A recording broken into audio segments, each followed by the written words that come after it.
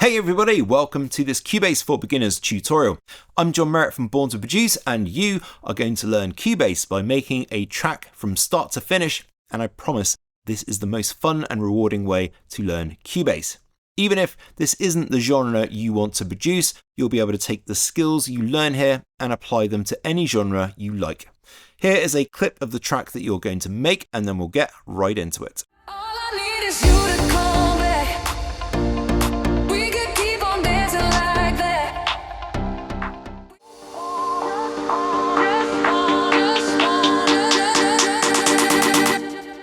All I need is you to call back. We could keep on dancing like that. We can do it. Alright, this is the Steinberg hub that you see when you first load up Cubase. It has been updated for Cubase 15. One of the changes is that you can now select your audio driver in the Cubase hub. So if you have a dedicated audio interface, then you can select the driver for that here. If you don't, then you're just going to be using the generic low latency ASIO driver. You can also select the output of which speakers it's going to go to. Normally it's the first one in the list, so it should be fine. And then you can test it by clicking here. Left channel, right channel. And as long as you can hear that, then we can click Create Empty Project. It'll ask you where you want your project folder. You can create this wherever you like. I'm going to do it on the desktop, and you can see I've also got the downloaded tutorial files here. So I'm just going to create a new folder. This will be like the working project. I'll just call it Beginner Working Project. Hit Enter and then just select that folder. All right, so before we go any further, let's very quickly check the project setup. And we want to make sure that we're on the same sample rate.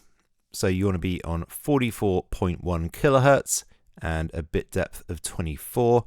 That just means that our projects are going to be the same, so you won't have any problems importing audio.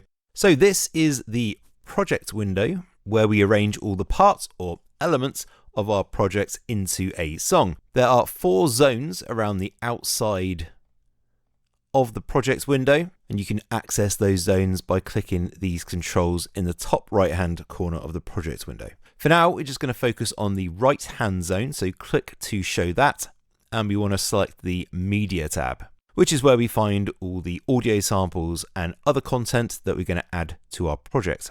So we are going to use the samples that came with the tutorial, and to find any samples that you have on your computer, you're going to click File Browser.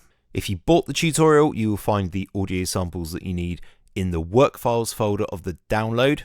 If you haven't bought the course and you're watching the free videos on YouTube, there is a link to the free work files in the video description. So just download and uncompress them onto your computer. So I'm going to go into the tutorial download, work files, audio, and you can see here all the audio samples. We can audition them by clicking them. You can stop a sample there, you can change the volume of it, and if it's not automatically playing, then you want to just make sure that autoplay is highlighted. Alright, so let's get our first sample into our project. So I almost always start with the kick, as it serves as the foundation of the track and it gives us a nice beat to work to. So our kick, I'm just going to click it and drag it into our project. Now I'm going to drop this at bar 5 in the project, so anywhere in here in this sort of empty space is good. Just let go of the mouse button and then you'll be faced with this, which is just an import options dialog. We want to copy the project to the folder, so you just click OK. So let's zoom in a bit. Now there are numerous ways to do this. One is if you bring your cursor up to the timeline at the top here, you'll see that it turns into like a 4-headed arrow. So when you get that, not the hand, but the 4-headed arrow, you can click in the timeline and then pull down, and that'll zoom in or out depending on whether you're going up or down. You can also use the controls over here, so you can use the slider to zoom in and out, or the plus and minus buttons. My favorite way of doing it, and the easiest I think, is to hold control on your keyboard and then use your mouse wheel, because wherever your mouse is, that's where the zoom will sort of focus in on. So it makes it really nice and easy. And just to make this a bit visible, we'll kind of zoom in vertically as well. So I'm just going to grab the bottom of the channel here and just make that a little bit bigger. Okay, so we can nicely see our kick. So we can see here we're starting at bar 5 and going to bar 6. That is 1 bar, and in that bar we have 4 beats. Now at the moment I can't put my playhead, that's this line here that I'm moving around, I can't put that on the beats because I've got bar selected here. So what we want to do is just change this from bar to adapt to zoom, and then we can click on any of the grid lines that are showing it. And if I zoom out, again, I'm holding Control or Command on the Mac and using my mouse wheel, you'll see that the grid changes. So as you zoom further out, the sort of grid gets more spaced out, and as you zoom in, the grid gets finer. So you get like finer increments to where the objects will snap to. Now, to play something in Cubase, we just simply put our playhead where we want. So again, we go up to the timeline where we get that four-headed arrow and just click. That sets our playhead. And then, of course, you can either hit play on the transport panel, or you can hit space on your keyboard, and then again hit space to stop it. Now, one thing I want to do is just turn this kick down a little bit, because as we add more and more elements to our projects, things are going to get louder and louder. So I'm just going to start by turning the kick down, and then any elements that we add to our projects will sort of match the kick's volume, and that'll keep things nicely under control. So there's a couple of ways of doing this. One is the volume control on the channel itself, so I can turn it down there. But the sort of preferred method where you get a bit more control is to show the far left-hand zone, this button up here. And we basically always leave this zone on, so we won't ever minimize that again. And then you've got a dedicated volume control, and that will update depending on which channel you have selected. Obviously at the moment we've only got the kick, but that does the volume for that as well. So let's just set that to like -4 is perfect.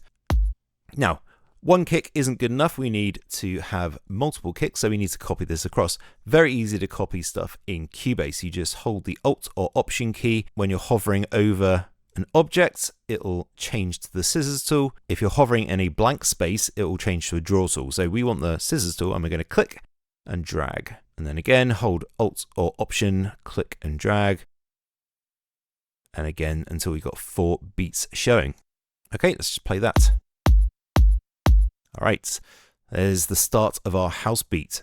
So at the moment, it's just a little bit slow. So I'm going to come to the transport panel at the bottom. This is our tempo, the BPM of the project. So I'm going to click here and just drag up until it reads 126, okay, which is a decent speed for a house track. And again, I'm going to put my playhead at the start of bar 5 and then play it again. Okay, so just a little bit faster, but more appropriate for the track that we're going to make. Just one last thing I want to do before we start adding some more elements to this beat, and that's I want to loop this particular section, because at the moment, obviously my playhead just continues on, and what we want to do is focus just on this 1 bar section while we build our beat up. So we're going to set our loop region. So again, we come up to the timeline, and this time we want to go up until we get the hand tool. So up the top part of the timeline, and then I'm going to hold Control or Command, and you'll see it turns into a draw tool. I'm just going to click once, and that sets the left hand locator. And then again on bar 6 here, I'm going to go up to the top where we get the hand tool, and then I'm going to hold Alt or Option, and we'll get the draw tool, and that will set the right hand locator. Now all I've got to do is activate the loop. There we go, it turns purple or blue or whatever that color is, and then it will loop around. Okay, so now we can focus just on this bar. Now, that might have seemed like it took a while because we had a few things to set up and had to explain a few things, but now we've got everything set up, it is very quick and easy to add more elements. So let's get our clap in. So in the work files, remember, just come over to the right-hand zone. We've got our kick already. Let's add our clap. So I'm just going to scroll up and get our clap. Now just click and drag that. And just so you know, the clap in almost all music, or the clap and snare, will end up going on the 2nd and the 4th beat. So we're just going to drag it in, drop it on beat number 2. Okay, and then we also want one on beat 4 as well. So we're going to hold Alt or Option and click and drag that across. Now again, the clap is a little bit too loud because we've turned the kick down. So what we're going to do is balance the clap. Just turn that down a bit so it's not quite so loud.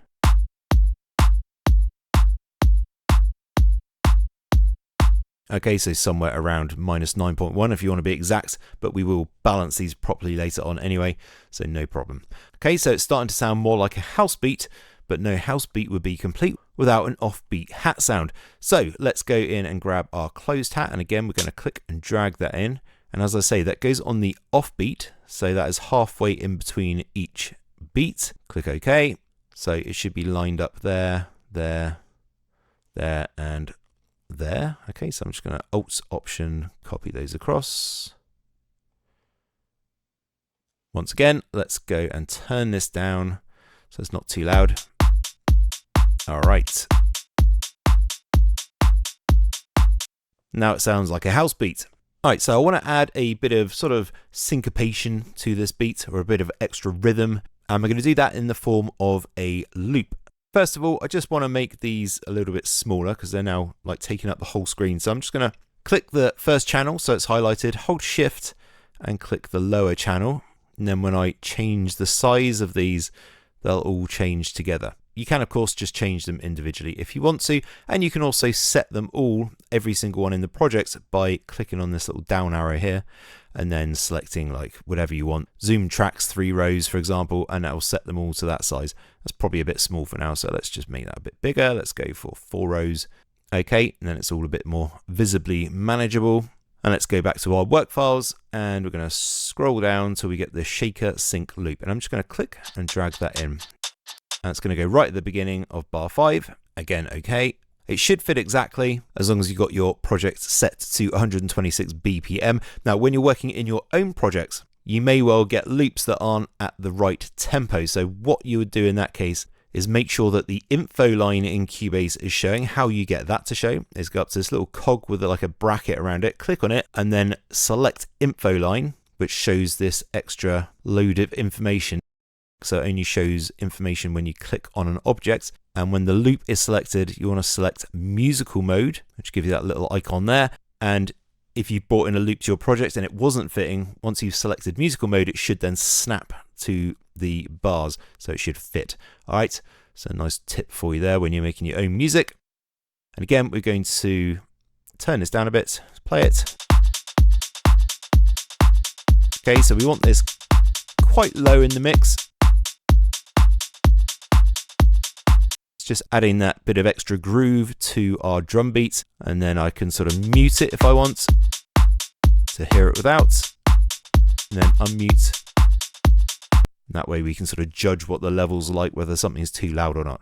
All right, so we have our basic beat, and you can see that once everything was set up, it's actually very quick to start adding new elements to your projects. And most of the setup stuff is kind of set and forget, so you won't have to go through that every time you start a new project. You can just simply start throwing sounds into your projects. It's really, really nice and easy to get started in Cubase.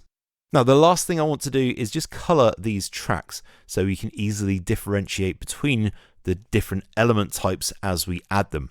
I recommend, just for this project especially, that you actually copy the same color scheme, as it will make following along easier as we add like more and more elements. So to change the color, just simply hold Alt or Option, click in the little colored or gray area at the moment in the particular track. We're going to do the kick first. So I'm going to select this orange color. Then for the clap, I'm going to click here holding Alt or Option, and I'm going to select the lighter orange. And then all the rest of the drums are going to be like a yellow color. Okay, so Alt or Option, click, select yellow. Again for the loop, yellow. And that way I just know that's the kick, that's the sort of clap, and then all the other drums are going to be yellow. And then we'll color code the other elements that we bring in a different color, of course. Follow the first link in the description below to watch the next 2 videos. Just scroll down the page a bit and you'll find them. You can also check out everything you're going to get out of the full course if you wish to. In the next lesson, you're going to learn how to create a chord progression, even if you have never touched an instrument in your life or even heard of music theory. It's really cool, and just to remind ourselves of the overall goal we're shooting for, here is a clip of the track you're making. Thanks, I'll see you in lesson 2.